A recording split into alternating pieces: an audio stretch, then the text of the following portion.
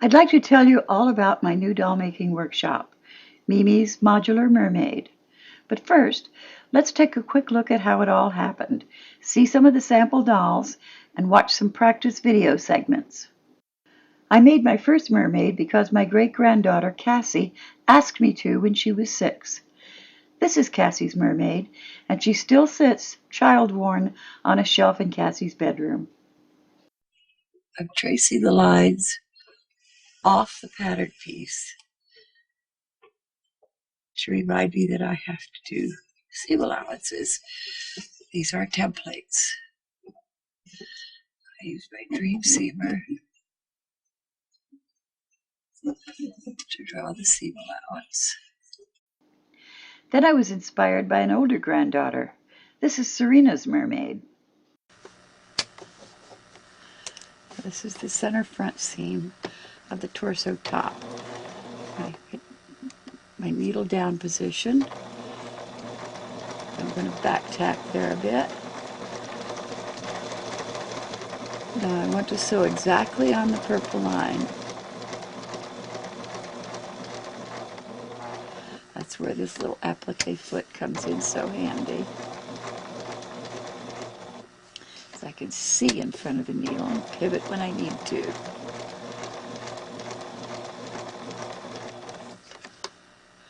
This is a pivot. Okay.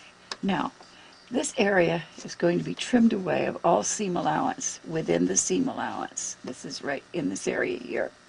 So I'm going to back tack several times here.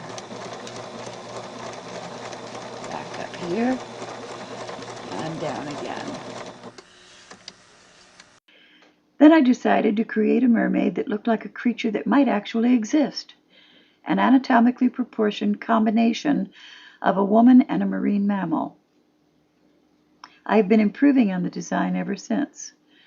Throughout this video, there are samples of the mermaids that I made from Mimi's Modular Mermaid pattern, and a few video clips of the 14 new ones I'm working on to make sure everything is as perfect as I can make it.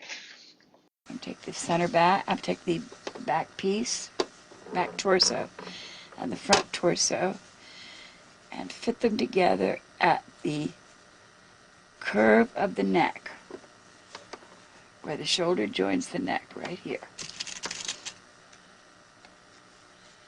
Okay. The torso is completely pinned.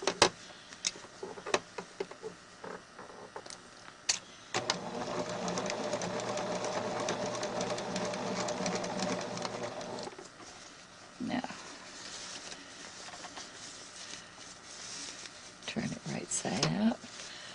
But the torso is finished.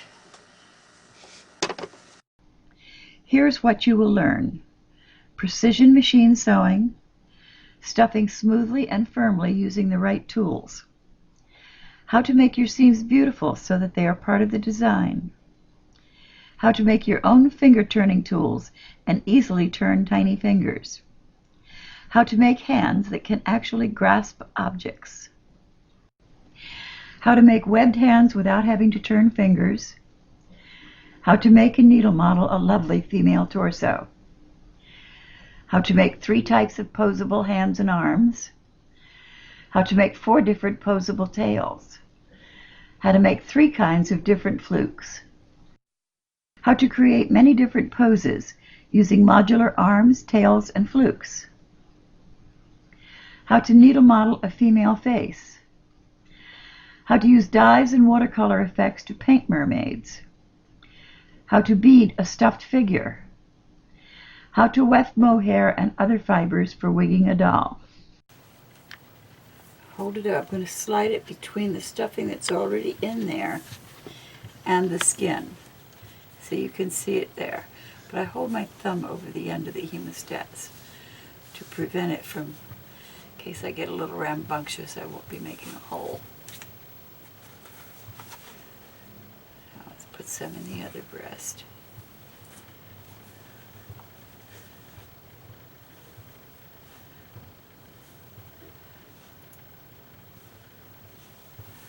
Owning your personal copy of our new classroom on a DVD is a great way to experience a one-on-one 6-day workshop with me. The cost is less than 1/6 of a 3-day seminar, much less when you include travel and hotel expenses.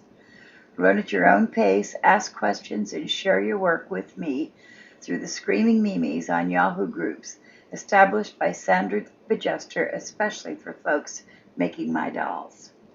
All right, now you're not going to believe how easy this is. And I'm going to use the heavy yarn for this.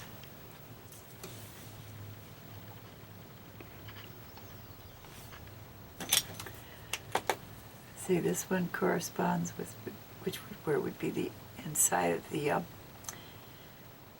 of the pupil, or and this comes by the shape and the size of the inside of the nostril right there.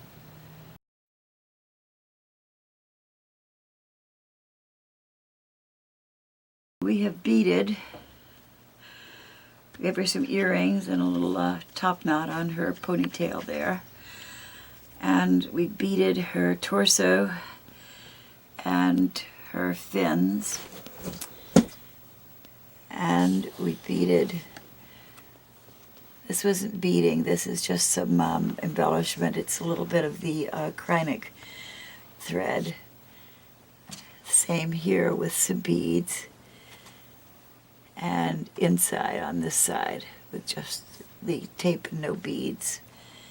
Here across the dart for the tail, and the beading here. I've also put a bunch of little crystals on each end of the wires, where the wires would poke through if they weren't there.